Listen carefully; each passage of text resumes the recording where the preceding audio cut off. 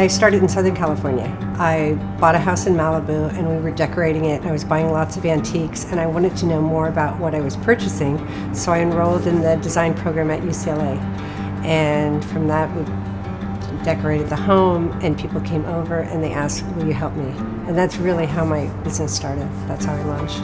It seems like it's so easy to do it yourself. There's all these shows on television, do it yourself, do it yourself. And it happens so quickly. It happens in a week. Well, little do you know, behind the scenes, it's all with glue guns and everything else. I think that, it's not the top-notch construction. So I think that I have found the most successful projects people have both the decorator and the architect come on very early.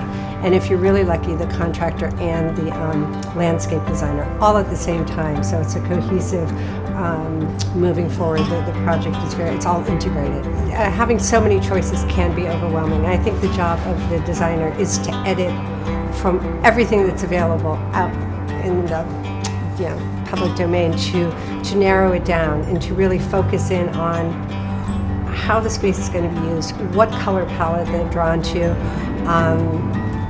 what their budget is. It is such a help to me as a designer and being such a visual person to have images brought forth.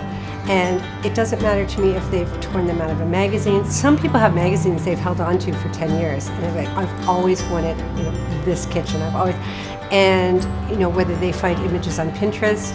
I've had clients where we have a Pinterest account where they'll put images into that account for me to go have a look at and see.